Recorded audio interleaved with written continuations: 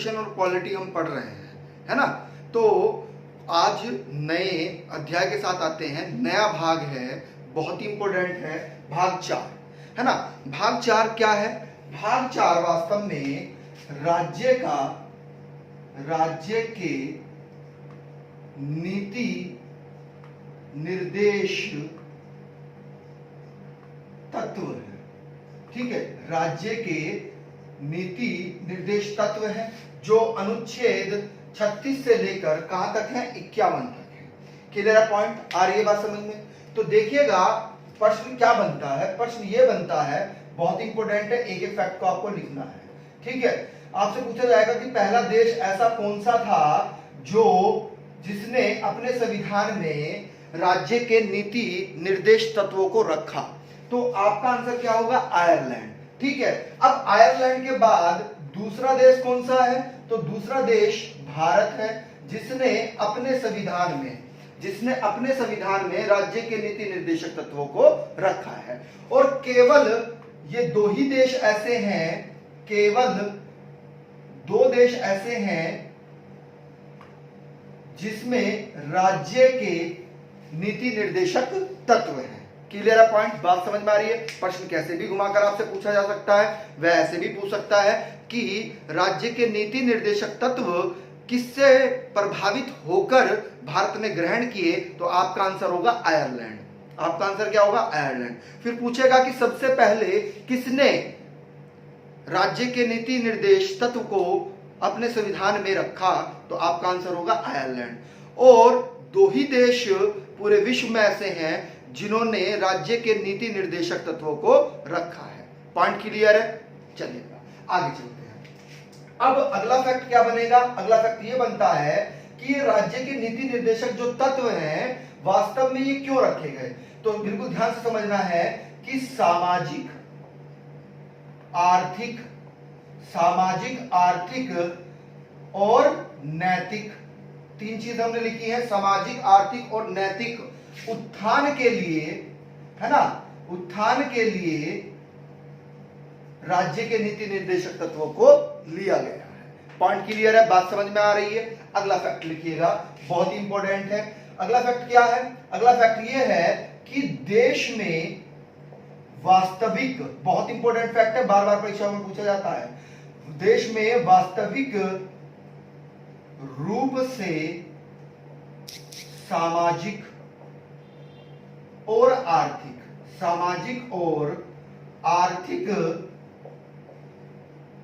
प्रजातंत्र, इस शब्द को अंडरलाइन करिएगा, प्रजातंत्र की बात कर रहे हैं।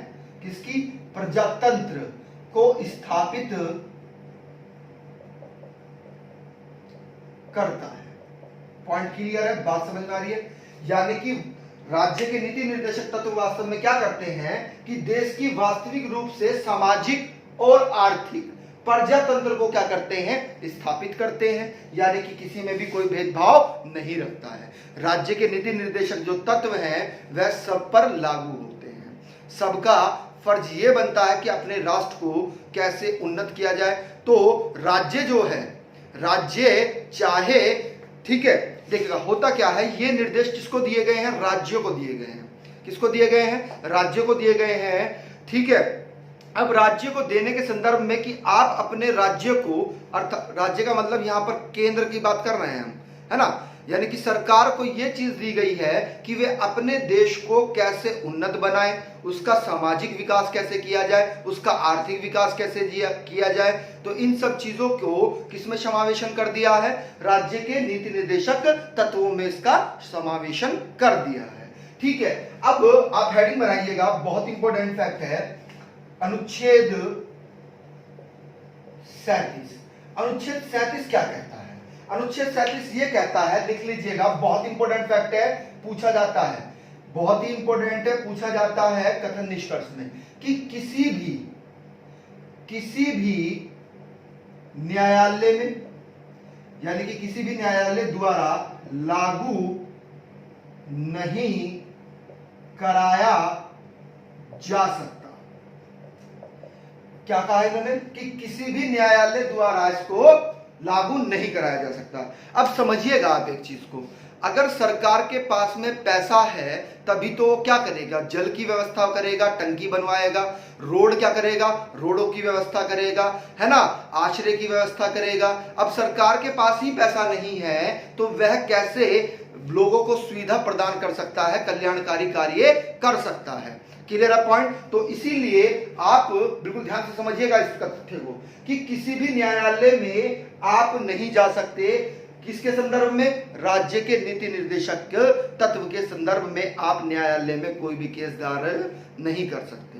क्लियर है पॉइंट, बात समझ में आ रही है। लेकिन मूल संविधान या मूल अधिकारों का अगर आपका हनन हो रहा है तो आप कोर्ट में जा सकते हैं।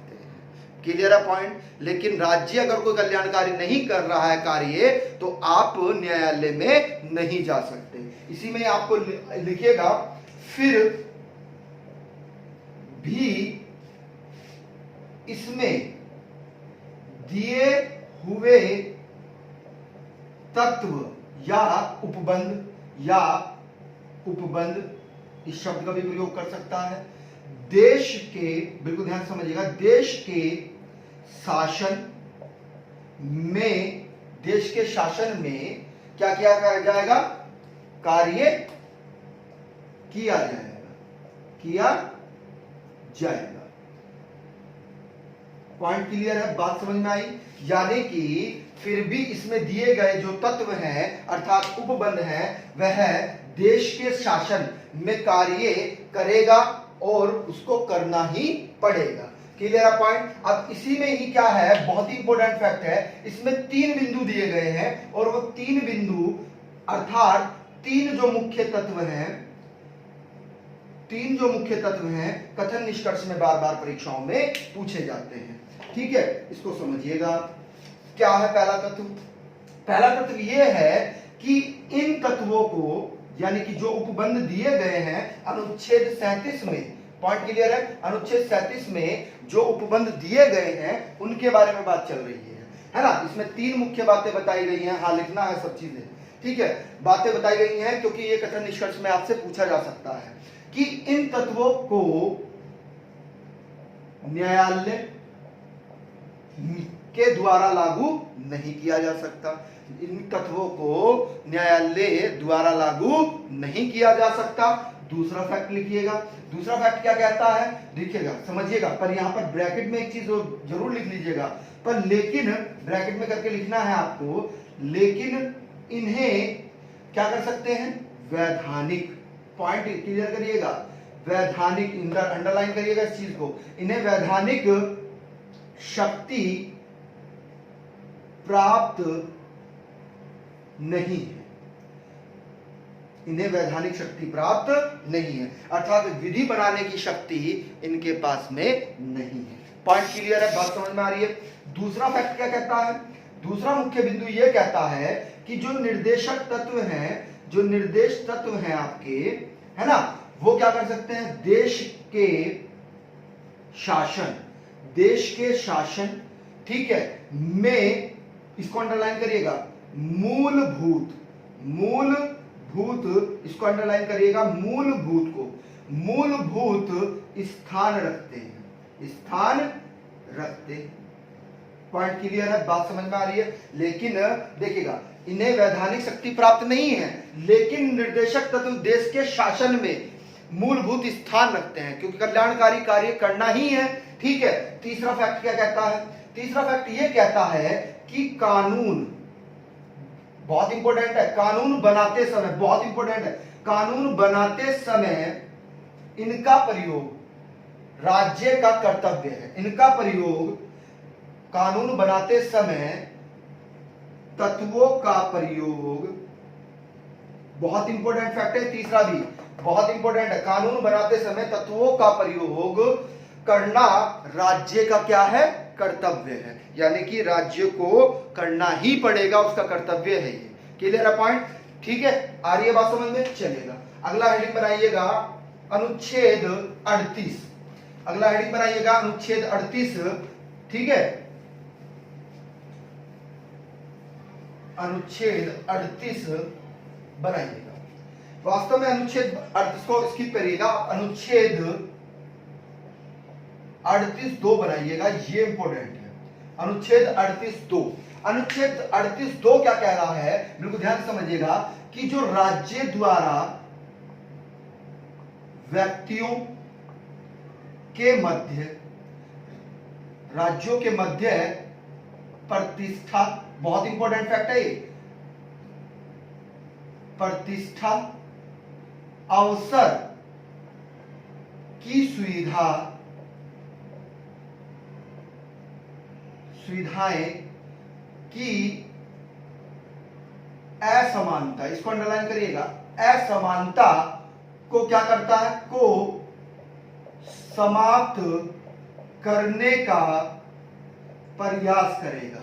क्लियर है पॉइंट, आया, बात समझ में आई कि राज्य द्वारा व्यक्ति के मध्य है प्रतिष्ठा। अब भाई प्रतिष्ठा किसी की ज्यादा है तो उसे ज्यादा सम्मान नहीं, ऐसा नहीं है, भारत का नागरिक है, यह सबसे बड़ी बात है, ठीक है। अवसर, ठीक है ना, अवसर की सुविधा, यानी कि कोई गरीब है या अमीर है, सबको अवसर समान दिया जाएगा। क्लियर है पॉइंट, उसमें कोई भी असमानता नहीं होनी चाहिए, उस असमानता को समाप्त करने का क्या करेगा, प्रयास करेगा। पॉइंट क्लियर है, बात समझ में आ रही है। अब इसी के तहत होता क्या है वास्तव में समझिएगा, इसी को प्रभावी करने के लिए, इसी को लागू करने के लिए, इसे और ज्यादा कठोर बनाने के लिए क्या किया गया, बहुत इंपॉर्टेंट फैक्ट है, संविधान संशोधन किया गया था। यह पूछा जाता है, बहुत ही ज्यादा महत्वपूर्ण है। क्या किया गया, 44वें संशोधन द्वारा, है ना, 44वें संशोधन द्वारा नीति निर्देशक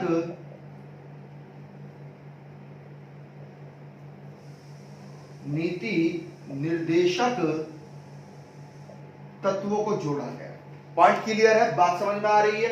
ये देखिएगा, जब भी अगर आपको 38 कै, 5 कै, 6 कै, यानी कि ये कै में अगर आपको सीरीज मिलती है तो आप तुरंत समझ जाइएगा कि कोई ना कोई संशोधन किया गया है। क्लियर है पॉइंट, आ रही है बात समझ में, ठीक है। अगला हेडिंग बनाइएगा, बहुत इंपॉर्टेंट था, ये पूछा जाता है, ठीक है। आइएगा, अनुच्छेद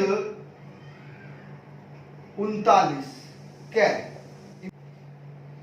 तो अनुच्छेद 39 क्या क्या कहता है उसको समझिएगा, बहुत इंपॉर्टेंट है, क्योंकि यहां पर समानता की बात की जा रही है, इसको समझिएगा।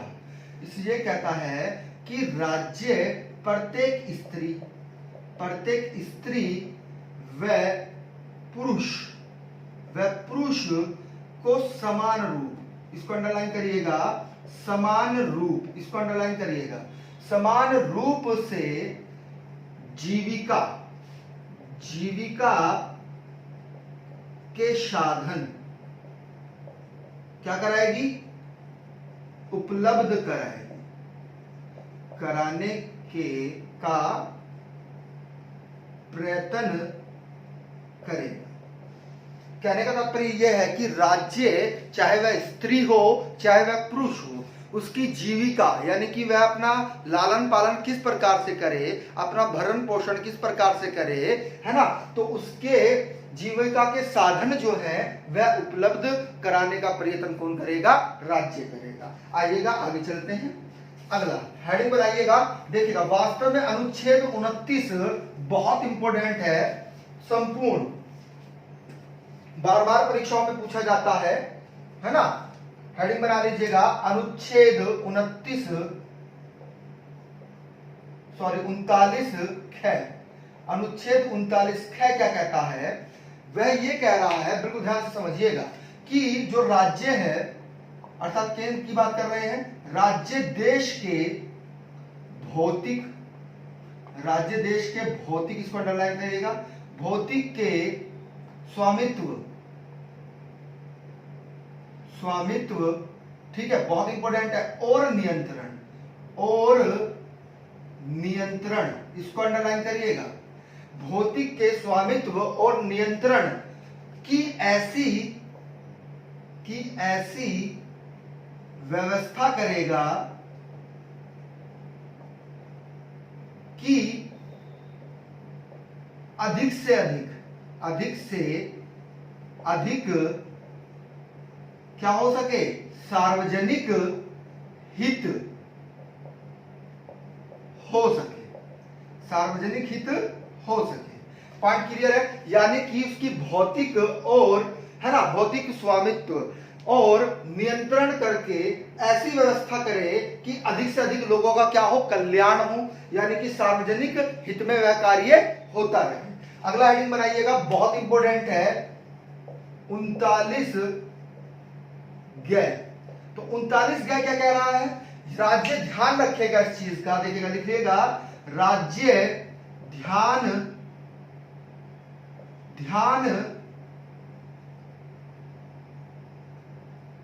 रखेगा कि, बहुत इंपॉर्टेंट है, जो संपत्ति होती है, संपत्ति, इसको अंडरलाइन करिएगा, और उत्पादन, संपत्ति और उत्पादन के साधन का इस प्रकार केंद्रीकरण, इसको अंडरलाइन करिएगा, न हो कि सार्वजनिक हित को किसी प्रकार की हानि पहुंचे। इसका अर्थ समझिएगा। इसका अर्थ यह है कि राज्य ध्यान रखे इस चीज को कि संपत्ति और उत्पादन के साधन एक ही बंदे के पास ना हो, एक ही के पास में ना हो। केंद्रीकरण का मतलब क्या है कि एक ही जगह सबका समावेशन होना, यानी कि सारे संसाधन, पॉइंट क्लियर है, और संपत्ति, यानी कि किसी एक ही संस्था के पास में, या किसी एक ही व्यक्ति के पास में, या किसी एक ही सरकार के पास में। क्लियर है पॉइंट? आ रही है बात समझ में? कि उनका केंद्रीकरण न हो सके और सार्वजनिक हित का किसी प्रकार से भी हानि ना हो सके, यानी कि सार्वजनिक हित होना चाहिए और केंद्रीकरण नहीं होना चाहिए। किसका? संपत्ति का और संसाधन का। पॉइंट क्लियर है? चलिएगा, अगला हेडिंग बनाइएगा। अगला हेडिंग बनाइएगा, अनुच्छेद 39 घ। अनुच्छेद 39 घ क्या कहता है? अनुच्छेद 39 घ क्या कहता है, उसको समझिएगा बिल्कुल ध्यान से।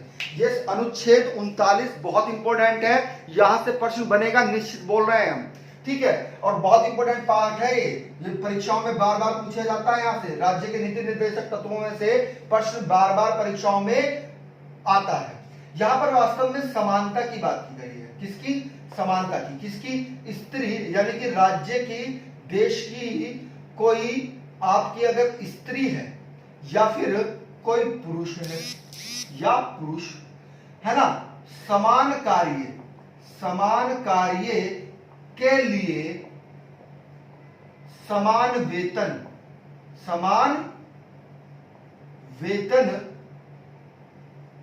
का प्रावधान, यानी कि चाहे कोई स्त्री हो चाहे कोई पुरुष हो, अगर वह क्या कर रहा है, कार्य कर रहे हैं, तो सबको समान वेतन मिलना चाहिए। अब ये नहीं कि महिलाओं को कम वेतन में रख लिया गया है ना किसी संस्था द्वारा, या किसी पुरुष को ज्यादा पैसे में रख लिया गया। अगर दोनों की योग्यता क्या है, समान है, तो आपको वेतन भी क्या देना होगा, समान देना होगा। ये बहुत इंपॉर्टेंट फैक्ट है, बार बार परीक्षाओं में पूछा जाता है। क्लियर है पॉइंट? एक आप नोट करके एक चीज लिखिएगा, नोट करके लिखना है, यह प्रश्न बार बार परीक्षाओं में पूछा जाता है। 39 क्या के अंतर्गत ही है, ये क्या है वास्तव में, बिल्कुल ध्यान से समझिएगा। क्या कह रहा है, बिल्कुल ध्यान से समझिएगा कि सभी को समान रूप से, यहां पर इस शब्द को अंडरलाइन करिएगा, न्याय उपलब्ध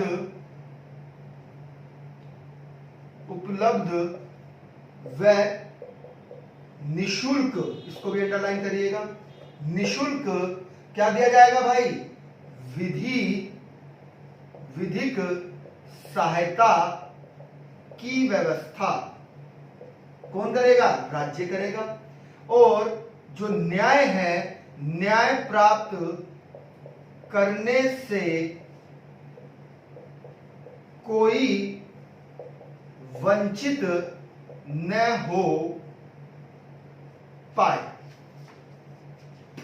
बिल्कुल ध्यान समझिएगा, देखिएगा ये क्या कह रहा है, अनुच्छेद 39 के, है ना, इसको आप नोट करके लिखिएगा कि सभी को क्या मिलेगा भाई, समान रूप से न्याय उपलब्ध कराएगा राज्य, और निशुल्क क्या देगा भाई, विधि सहायता देगा, ठीक है, विधि व्यवस्था देगा, और न्याय प्राप्त करने के लिए कोई भी वंचित न रह जाए। क्योंकि होता क्या है कि कभी कभी जब आपसे अपराध हो जाता है तो होता क्या है कि आपको सरकारी वकील दिया जाता है, आपकी सामर्थ्य नहीं है कि आप क्या कर सकें, किसी वकील को हायर कर सकें, तो इसीलिए क्या किया जाता है, आपको सरकारी वकील केस लड़ने के लिए दिया जाता है। बहुत इंपॉर्टेंट फैक्ट है, परीक्षाओं में पूछा जाता है। और ये किस संविधान संशोधन के द्वारा हुआ था, तो लिख लीजिएगा 42वें संशोधन के द्वारा ये किया गया था।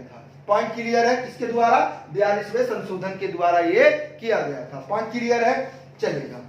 अब हेडिंग बना लीजिएगा अनुच्छेद 39 घ। अनुच्छेद 39 घ क्या कहता है समझिएगा। अनुच्छेद 39 अंग्य, है ना, घ तो हमने पढ़ लिया है, अंग्य को देखते हैं। ये क्या कहता है, ये कह रहा है कि कोई भी श्रम करने वाला व्यक्ति है, यानी कि कोई श्रमिक है, चाहे वह पुरुष हो, चाहे वह स्त्री हो, कोई भी हो, ठीक है, आ रही है बात में, चाहे वह स्त्री हो, चाहे वह क्या हो, पुरुष हो, उसके, है ना, इसको अंडरलाइन करिएगा, स्वास्थ्य, इसको अंडरलाइन करिएगा, स्वास्थ्य और शक्ति, स्वास्थ्य और शक्ति तथा बालकों की सुकुमार अवस्था, सुकुमार अवस्था का दुरुपयोग न होने देगा। इसका अर्थ समझिएगा, क्या कहना चाह रहा है, यानी कि कोई काम करने वाला पुरुष है या फिर स्त्री है, अगर उसके स्वास्थ्य में कोई प्रॉब्लम है तो उसकी सहायता कौन करेगा, उसकी सहायता राज्य करेगा, और उसकी शक्ति व बालकों की सुकुमार अवस्था, यानी कि जब उसके पढ़ने लिखने की उम्र है ना, जब उसकी कुछ चीज समझने की, कुछ चीज सीखने की उम्र है, तो उसका कोई भी दुरुपयोग उस अवस्था में न करे। इसका ध्यान कौन रखेगा, राज्य रखेगा। उनके लिए ऐसी योजनाएं, ऐसी नीति बनानी चाहिए जिससे वह अपने सुकुमार अवस्था में, अर्थात जब सीखने की अवस्था होती है, पढ़ने की अवस्था होती है, तो उसका दुरुपयोग न हो सके। क्लियर है पॉइंट। अगला हेडिंग बनाइएगा 39 च। 39 च क्या कहता है, ठीक है, 39 च ये कह रहा है कि जो बच्चे हैं, बच्चों तथा युवकों, बच्चों तथा युवकों, अब जो हम बोलेंगे उसको अंडरलाइन करना है, कि शोषण, ठीक है, शोषण से तथा भौतिक या फिर नैतिक परित्याग से रक्षा की जाएगा। यानी कि राज्य क्या करेगा, बिल्कुल ध्यान समझिएगा, जो बच्चे हैं या युवकों का शोषण, है ना, नहीं होना चाहिए, साथ में भौतिक व नैतिक परित्याग की रक्षा का भी क्या रखना जाएगा, की भी रक्षा की जाएगी। क्लियर है पॉइंट, बात समझ में आ रही है। एक मिनट पानी पी लेते हैं। देखिए ये बहुत इंपॉर्टेंट फैक्ट है,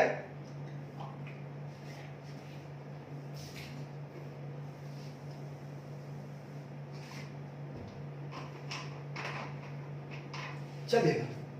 39 च यानी कि बच्चों व युवकों का शोषण नहीं होना चाहिए, साथ में भौतिक व नैतिक परित्याग, बिल्कुल ध्यान समझिएगा, भौतिक की बात की गई है इसमें और नैतिक परित्याग की बात की गई है कि रक्षा की जाएगी। अब ये नहीं कि आपकी कंडीशन ऐसी है कि आपका, है ना, शोषण किया जा रहा है। शोषण का तात्पर्य यह है कि जिस अवस्था में आपको कार्य नहीं करना चाहिए था, उस अवस्था में आपसे कार्य कराया जा रहा है, और जो आपके नैतिक यानी कि जो आपकी नैतिकता है और जो आपके भौतिक सुख हैं, है ना, उनकी रक्षा की जाएगी। ये नहीं कि आपके भौतिक सुख व आपकी नैतिकता की क्या किया जा रहा है, शोषण किया जा रहा है ना। राज्य इस चीज का ध्यान रखेगा।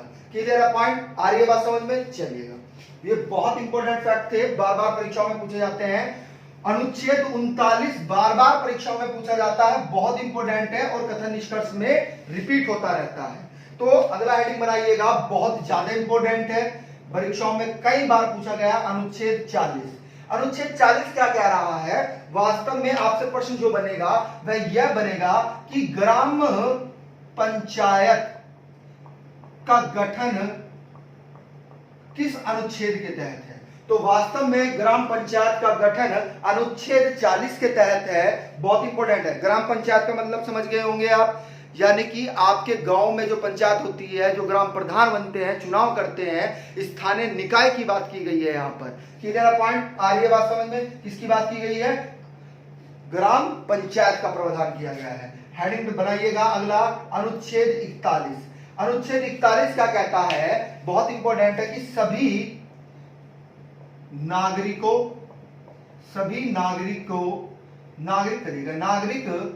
अपनी योग्यता, बहुत इंपॉर्टेंट है, इसको अंडरलाइन करिएगा, योग्यता के अनुसार, है ना, अपनी योग्यता के अनुसार तथा किसके भाई, बहुत इंपॉर्टेंट फैक्ट है, अपनी योग्यता के अनुसार रोजगार, इसको आप ऐसे करके लिखिएगा, रोजगार व शिक्षा पा सके। राज्य ऐसा प्रावधान करेगा कि वास्तव में नागरिक अपनी योग्यता के अनुसार क्या कर सके, अपना रोजगार पा सके और अपनी शिक्षा पा सके। तथा इसमें लिखिएगा, तथा दूसरी चीज क्या है, अगर वे बेरोजगार हैं, बेकारी है, मतलब बेकारी का मतलब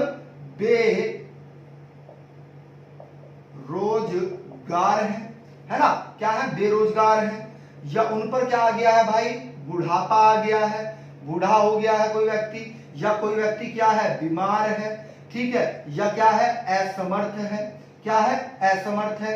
तो इसकी दिशा में, इस दशा में क्या किया जाएगा, से सार्वजनिक सहायता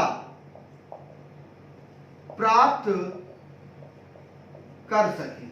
अब आपको पता है, बिल्कुल ध्यान से समझिएगा, बिल्कुल ध्यान से समझना है, इसमें कई सारे फैक्ट जुड़े हुए हैं। देखिएगा, सबसे पहली बात तो की है कि सभी नागरिकों को योग्यता के अनुसार रोजगार मिलना चाहिए, और जो उनकी शिक्षा है ना, उनकी योग्यता के अनुसार ही क्या मिलना चाहिए, उनको शिक्षा मिलना चाहिए। अब कोई व्यक्ति क्या है कि गरीब होने के कारण क्या हो रहा है, वो पढ़ नहीं पा रहा है, तो उसे निःशुल्क शिक्षा का प्रावधान दिया जाए, है ना।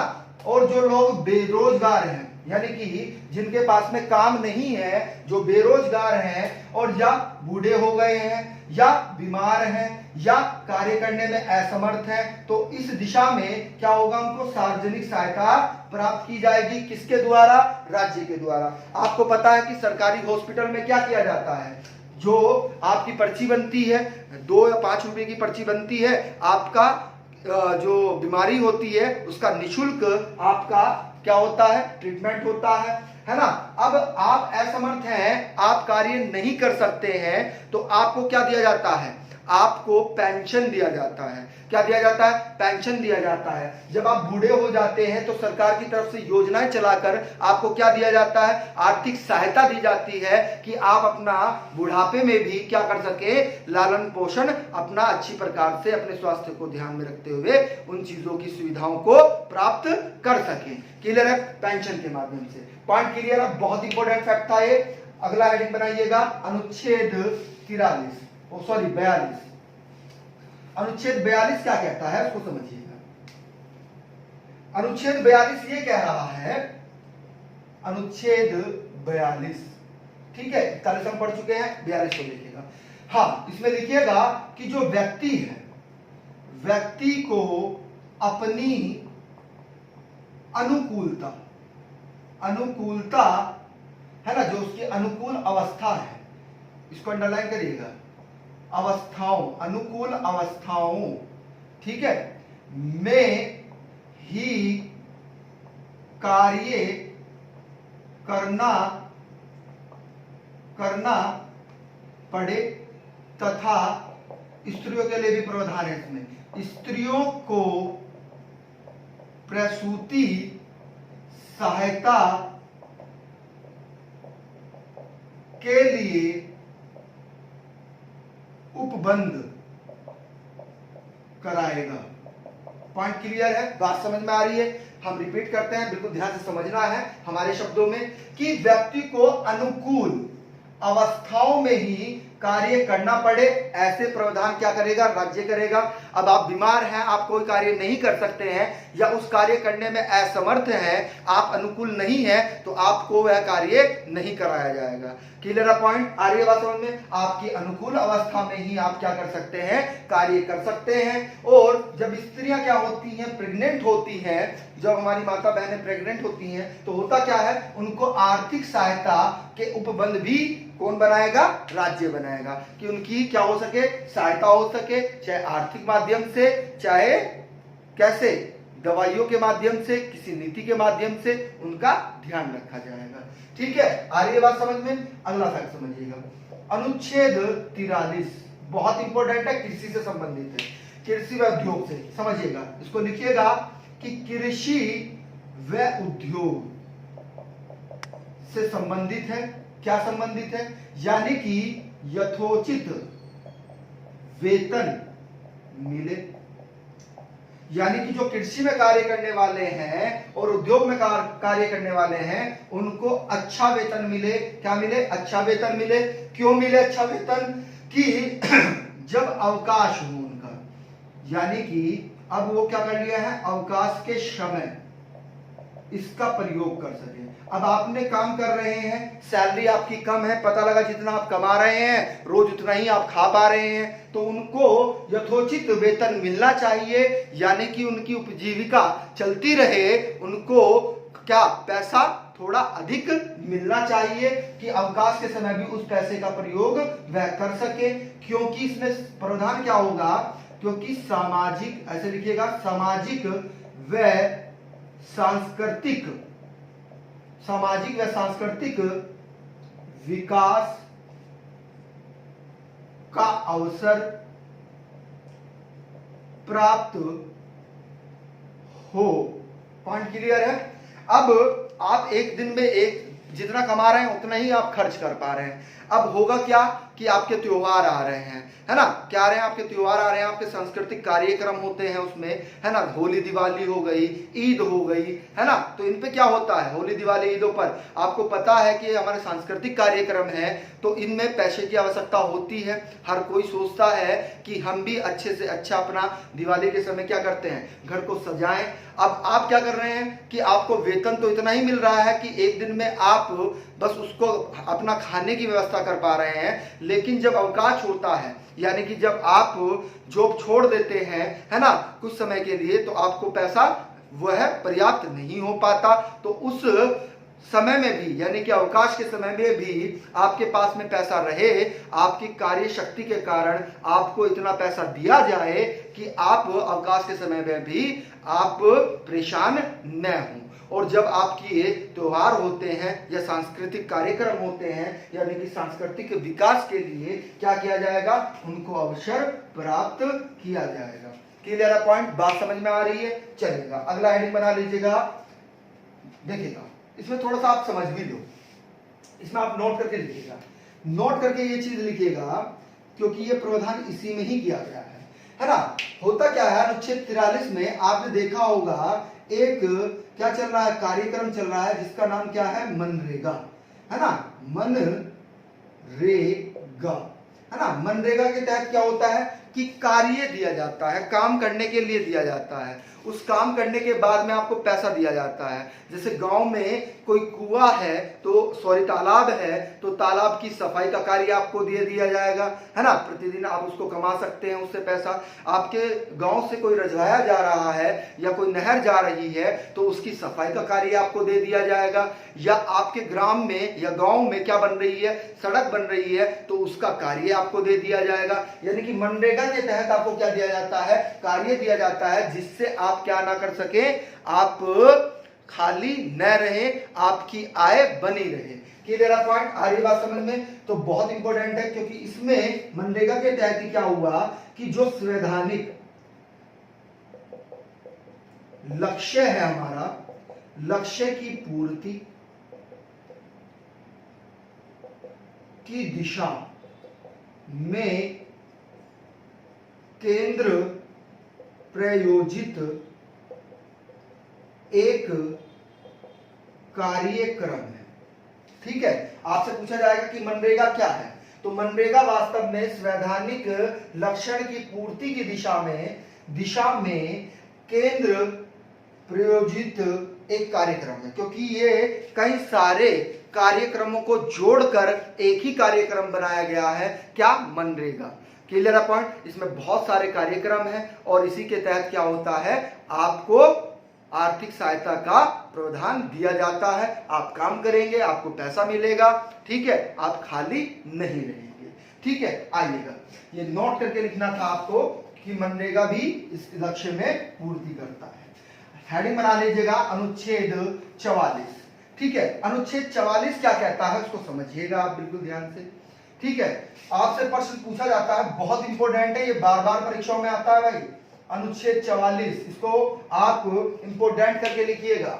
ठीक है, पूछा जाता है कि समान नागरिक संहिता का प्रावधान किस अनुच्छेद में है, तो वास्तव में अनुच्छेद 14 में है। किसमें है? सॉरी, अनुच्छेद 44 में है।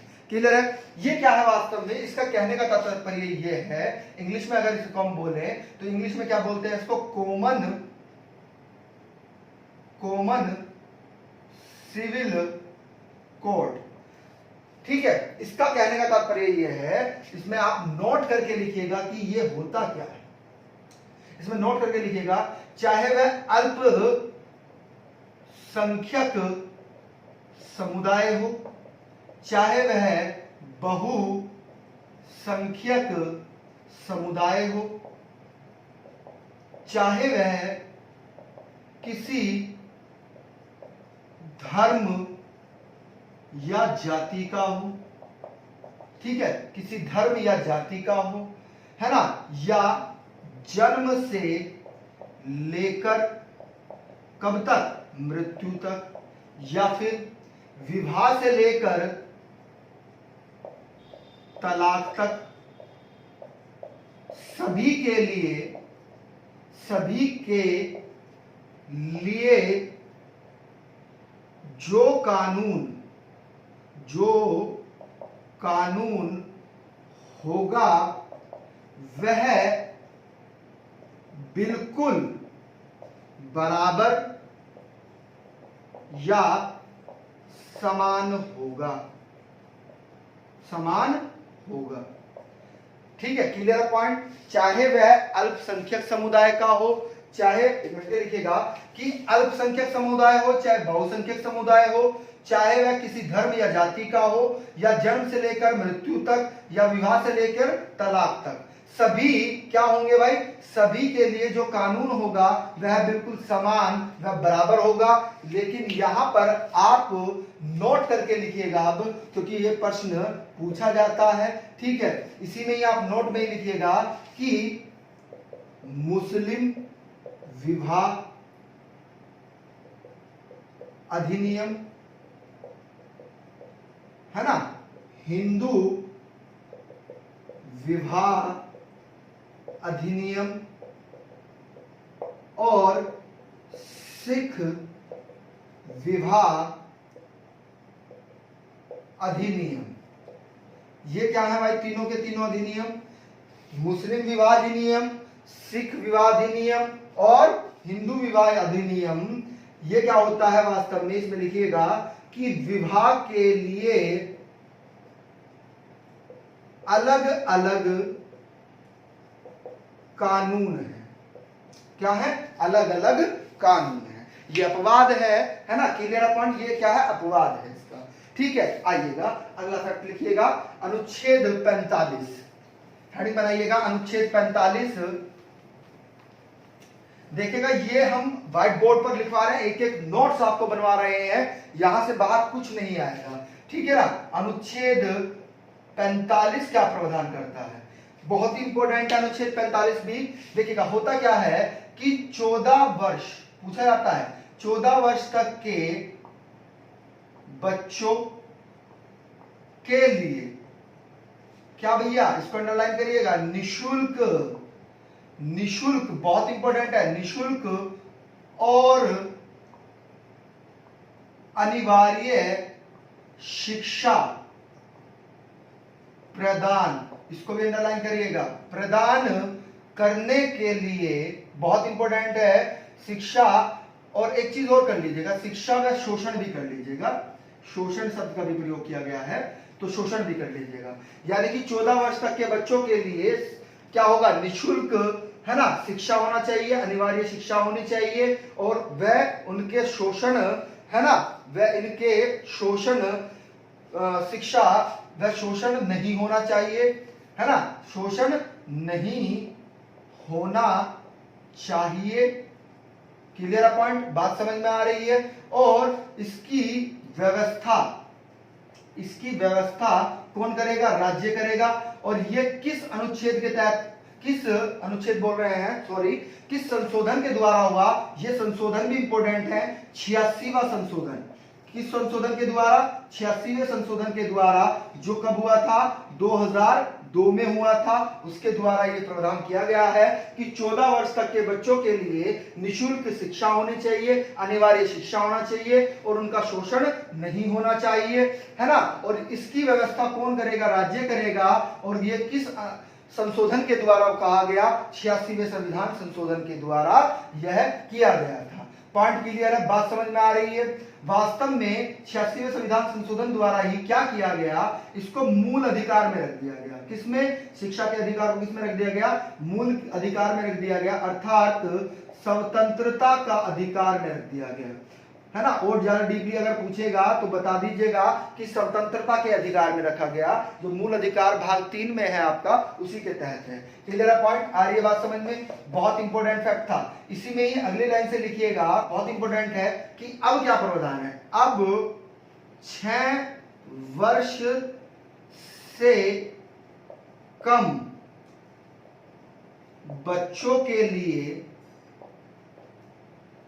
क्या भैया, इसको अंडरलाइन करिएगा, शिक्षा व पोषण, शिक्षा व पोषण का अधिकार दिया गया है। या तो राज्य क्या करेगी, या तो उनको सुविधा देगी, या तो राज्य उनको क्या देगी, सुविधा करेगी, या उनकी व्यवस्था करेगी। क्लियर पॉइंट, बात समझ में आ रही है।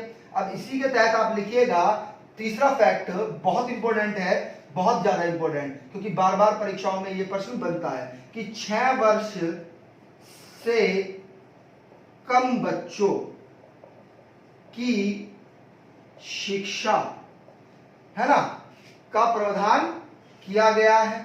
ठीक है, शिक्षा का प्रावधान कौन करेगी, राज्य करेगी। जैसे एग्जाम्पल अगर हम दें, एग्जाम्पल लिखिएगा आप, है ना, एग्जाम्पल लिखिएगा, बहुत ही ज्यादा महत्वपूर्ण है। जैसे आजकल आपको पता है क्या चलते हैं, आंगनवाड़ी, है ना, क्या चलता है, आंगनवाड़ी चलती है। उसमें क्या होता है, बच्चों को सतुआ दिया जाता है उनके पोषण के लिए, उन्हें खिलौने दिए जाते हैं, उनको क्या दिया जाता है, खिलौने, कि उनका मन लगे, है ना। आ रही है बात समझ में। तो ये बहुत ही इंपॉर्टेंट फैक्ट थे किसके, अनुच्छेद 45 के, जो बार बार परीक्षाओं में पूछे जाते हैं। ठीक है, क्लियर पॉइंट, आ रही है बात समझ में। चलिएगा, हेडिंग बना लीजिएगा, अनुच्छेद 46, हेडिंग बनाइएगा, अनुच्छेद 46। तो अनुच्छेद 46 क्या कहता है, उसको समझिएगा कि कोई दुर्बल वर्ग है, दुर्बल वर्ग है, जैसे हम बात करें विशेष रूप से एसटी या फिर एससी की बात करें, है ना, एसटी या एससी के शिक्षा व आर्थिक व्यवस्था तथा सामाजिक सामाजिक अन्याय न हो सके उनके साथ में, सभी प्रकार के शोषण से उनकी क्या की जाए, रक्षा की जाए, है ना। यानी कि जो दुर्बल वर्ग है, जैसे हम बात करें किसकी, SC ST की, उन्हें शिक्षा का अधिकार दिया जाए, है ना, उनकी शिक्षा की व्यवस्था की जाए, उनकी आर्थिक समृद्धि के लिए व्यवस्था की जाए, उनके साथ में सामाजिक अन्याय ना हो, छुआछूत वगैरह ना हो उनके साथ में, और सभी प्रकार के शोषण से उनकी क्या की जाए, रक्षा की जाए। ठीक है पॉइंट। अगला हेडिंग बनाइएगा अनुच्छेद 47। अनुच्छेद 47 क्या कहता है कि जीवन स्तर, बहुत इंपॉर्टेंट है, जीवन स्तर व स्वास्थ्य सुधारने के लिए यह प्रावधान किया गया है। ये पूछा जाता है कि जीवन स्तर व स्वास्थ्य सुधारने के लिए किस अनुच्छेद में प्रावधान है, तो वास्तव में अनुच्छेद 47 में है। और इसी में ही क्या है, बिल्कुल ध्यान समझिएगा कि भाई आपका जो स्वास्थ्य है, स्वास्थ्य के लिए हानिकारक जो मादक पदार्थ है, मादक द्रव्यों तथा अन्य पदार्थों के सेवन पर प्रतिबंध, बहुत इंपॉर्टेंट है, प्रतिबंध कौन लगाएगा, राज्य लगाएगा। Clear point. आपने देखा होगा कि बिहार सरकार ने क्या कर दिया है, बिहार सरकार ने, आपको पूर्ण रूप से पता है कि बिहार सरकार ने क्या कर दिया है, बिहार सरकार ने शराब को बंद कर दिया है। Clear point. आइएगा अगला फैक्ट समझिएगा, अनुच्छेद 48 बहुत बहुत इंपॉर्टेंट, बहुत ज्यादा इंपॉर्टेंट है, बार बार परीक्षाओं में पूछा जाता है। पूछा जाता है कि वन्य जीव अभ्यारण्य से संबंधित है, वन्य जीव संरक्षण से संबंधित कौन सा अनुच्छेद है, तो वास्तव में क्या है, अनुच्छेद 48। इसी के तहत राष्ट्रीय पार्क बनाए गए हैं, इसी के तहत ही क्या बनाए गए हैं, वन्य जीव अभ्यारण्य बनाए गए हैं, इसी के तहत क्या बनाए गए हैं, आपके जितने भी नेशनल पार्क, आपके जैव आरक्षित क्षेत्र जो है, बायो रिजर्व स्फीयर, वे भी इसी के तहत बनाए गए हैं। क्लियर है। और विशेष रूप से किसके लिए है, इसको लिख लीजिएगा नोट करके, ये पूछा जाता है। विशेष रूप से जो दूध देने वाले पशु है ना, यानी कि दुधारू पशुओं के लिए इसी के तहत क्या किया गया, पशु संवर्धन, है ना। ये भी प्रश्न पूछता है कि पशु संवर्धन से संबंधित कौन सा अनुच्छेद है, तो अनुच्छेद 48 है। कौन सा अनुच्छेद है, अनुच्छेद 48। Clear point. चलेगा आगे चलते हैं, हेडिंग बना लीजिएगा अनुच्छेद 49, बहुत इंपॉर्टेंट है। अनुच्छेद 49 भी बार बार परीक्षाओं में पूछा जाता है। ठीक है, आइएगा अनुच्छेद,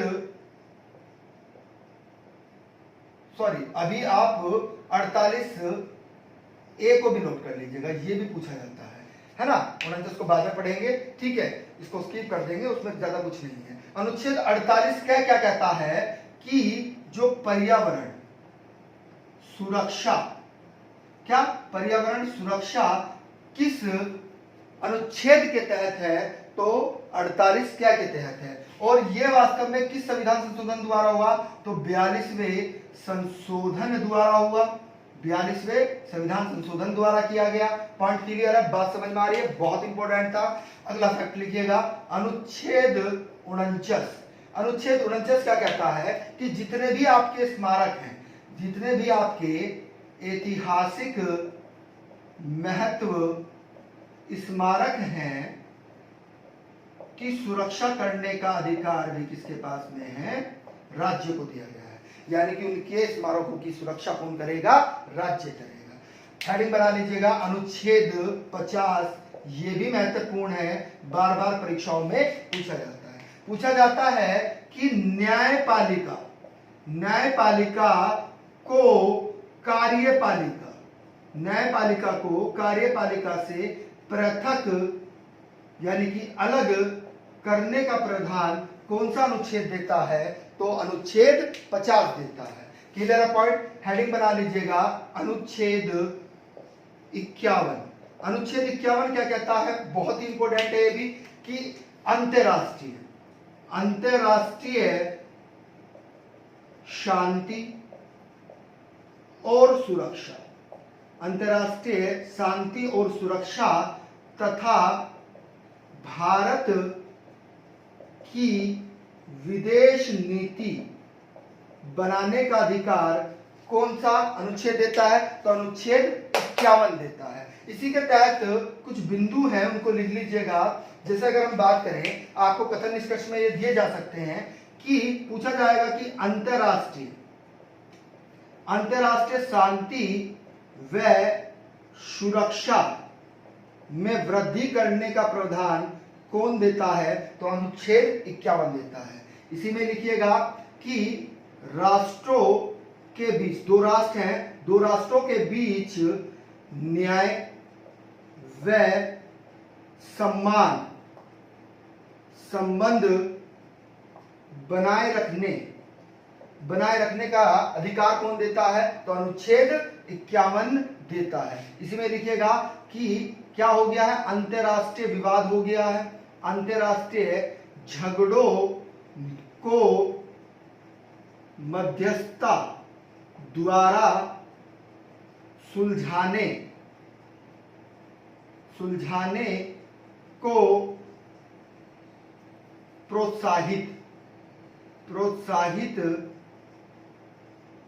करने का अधिकार भी राज्य को दिया गया है। अब ये नहीं कि आपके साथ में कोई झगड़ा हो जाए तो आप एकदम तुरंत युद्ध कर लें, नहीं, ऐसा नहीं होगा, है ना। बीच में क्या होगा? कोई मध्यस्थता का कार्य निभाएगा, कोई भी देश निभा सकता है और उस झगड़े को सुलझा सकता है। आ रही है बात समझ में? ये आपका बहुत इंपॉर्टेंट भाग था जो परीक्षाओं में बार बार पूछा जाता है। हेडिंग बना लीजिएगा, बहुत ही ज्यादा महत्वपूर्ण है। हेडिंग बनाइएगा मूल कर्तव्य, है ना। क्या हेडिंग बनाइएगा? हेडिंग बनाइएगा, पहले कुछ नोट करके आप बोर्ड करके लिखना है। पूछा जाता है कि मूल अधिकार कैसा है भाई? तो नकारात्मक है। कैसा है? नकारात्मक। जबकि राज्य के नीति निर्देश तत्व कैसा है? ये सकारात्मक है। कैसा है? सकारात्मक। पॉइंट क्लियर है? बात समझ में आ रही है? क्यों है नकारात्मक और सकारात्मक क्यों है? यहां पर मूल अधिकार में कार्य करने का प्रावधान है ना। और ये सकारात्मक क्यों है? क्योंकि ये कल्याणकारी अवधारणा है। ये भी प्रश्न पूछा जाता है, बिल्कुल ध्यान समझिएगा कि भारत में कल्याणकारी अवधारणा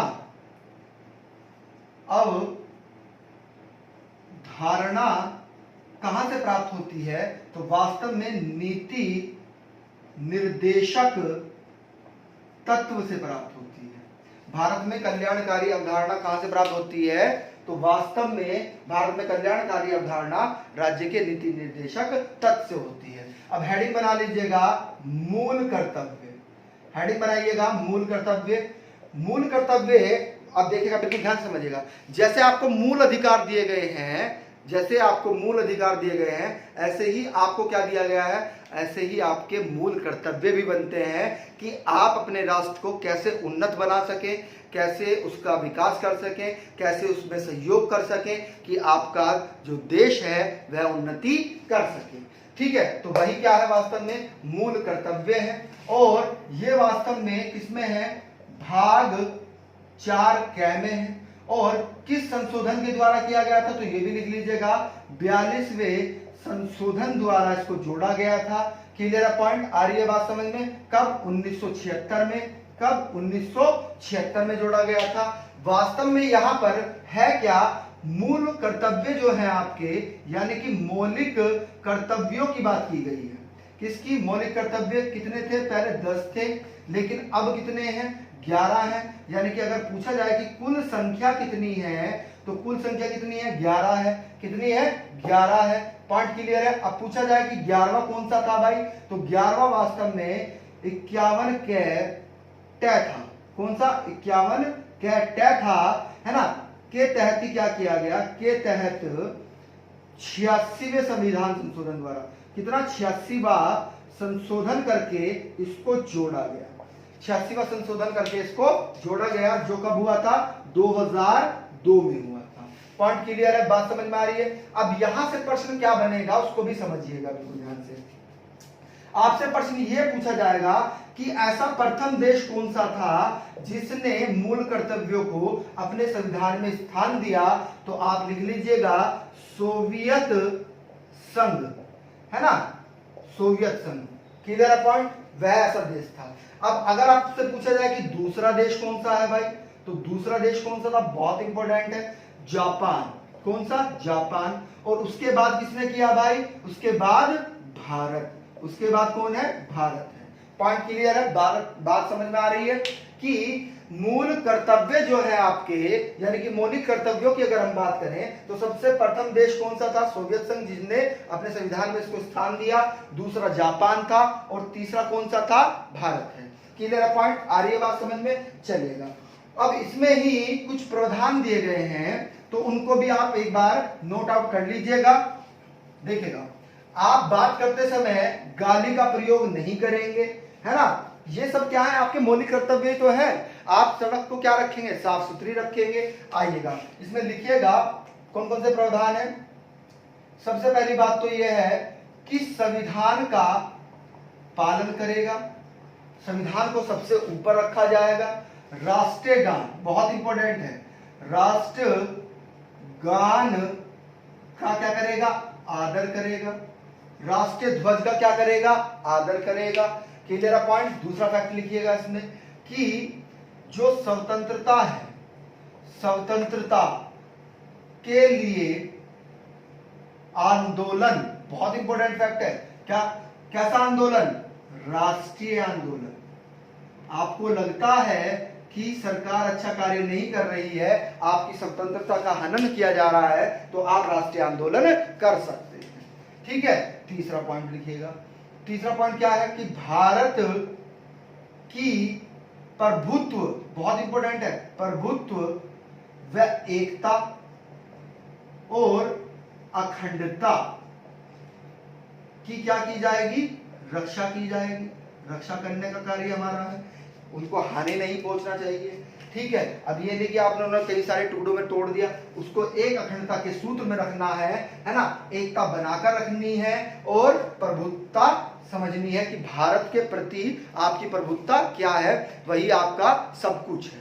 क्लियर पॉइंट, उसकी आपको रक्षा करनी पड़ेगी। चौथा लिखिएगा, चौथे में क्या है कि देश की रक्षा आपको करनी है और सेवा भी करनी है। Clear point.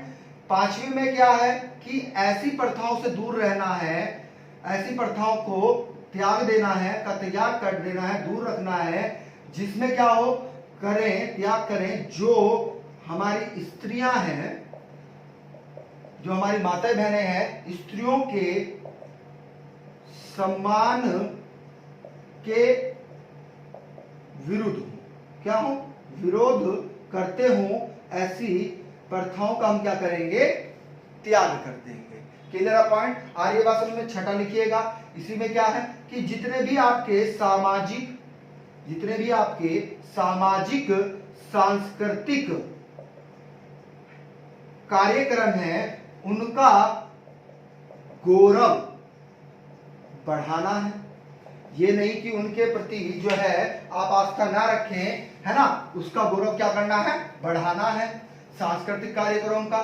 ठीक है, क्लियर पॉइंट, आ रही है बात समझ में। अगला लिखिएगा कि जो प्राकृतिक, बहुत इंपॉर्टेंट फैक्ट है, प्राकृतिक, देखिएगा बहुत इंपॉर्टेंट फैक्ट क्यों बना, इसको समझिएगा कि प्राकृतिक जो पर्यावरण है, इसको ऐसे करके लिखिएगा, प्राकृतिक पर्यावरण। जैसे हम बात करें, नदी हो गई भाई आपकी, झील हो गई आपकी, है ना, तालाब हो गए आपके, है ना, आपके वन्य जीव अभ्यारण्य होंगे, वन्य जीव हो गए आपके। ठीक है, क्लियर पॉइंट, आ रही है बात समझ में। इनकी हमें क्या करनी है, रक्षा करनी है, इनकी क्या करनी है, रक्षा करनी है। आठवां देखिएगा, अगर आपको कहा जाए कि आपको रूढ़िवादी नहीं बनना है, वैज्ञानिक दृष्टिकोण रखना है, क्या रखना है, वैज्ञानिक दृष्टिकोण रखना है, रूढ़िवादी आपको नहीं बनना है। आपको मानवता, बहुत इंपॉर्टेंट फैक्ट है, मानववाद पर क्या रखना है, विचार रखना है। ये नहीं कि आप आपस में ही लड़ रहे हैं। ठीक है। नोवा देखिएगा, नोवा क्या कह रहा है कि जो सार्वजनिक संपत्ति है, सार्वजनिक संपत्ति है कि सुरक्षा करनी है।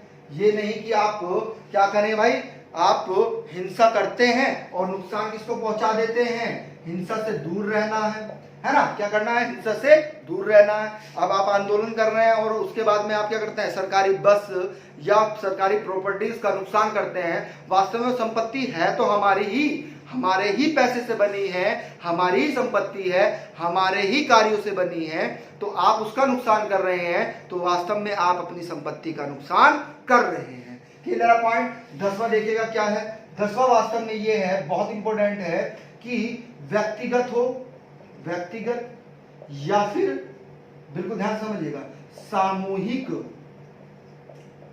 गतिविधियां जो हैं, गतिविधियां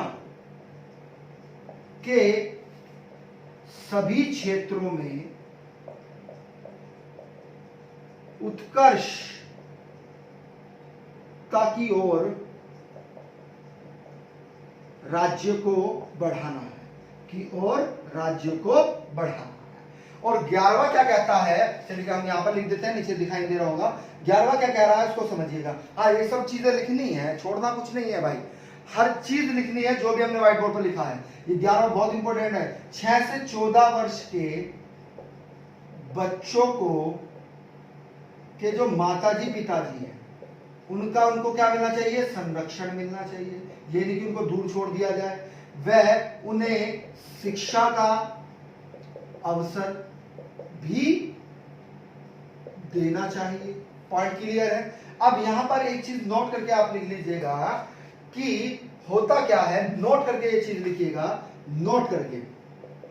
अब बिल्कुल ध्यान समझिएगा, कोई व्यक्ति अगर मौलिक कर्तव्यों का पालन नहीं करता है, पालन करना नहीं करता है, तो उसे आप दंडित, बिल्कुल समझिएगा, दंडित नहीं किया जा सकता। यदि कोई मूल अधिकारों का पालन नहीं करता है तो उसको आप दंडित नहीं कर सकते हैं। और ये किस वाद में आया था, ये वाद भी इंपोर्टेंट बनेगा आपका, MS Mehta, sorry MS Mehta ही है, हाँ, एमएस मेहता बनाम भारत संघ वाद का एक केस है। इसमें कहा गया था कि अगर कोई मूल कर्तव्य नहीं करता है तो उसे आप दंडित नहीं कर सकते हैं। एक चीज नोट में ही लिखिएगा, यह अनुच्छेद भी बहुत इंपॉर्टेंट है, अनुच्छेद क का 6 भाग। कौन सा भाग, 6 भाग। ये क्या कहता है कि सप्ताह में, इसमें सप्ताह में कितने घंटे के लिए, 1 घंटे के लिए, इसको अंडरलाइन करिएगा, 1 घंटे आप क्या करेंगे भाई, पर्यावरण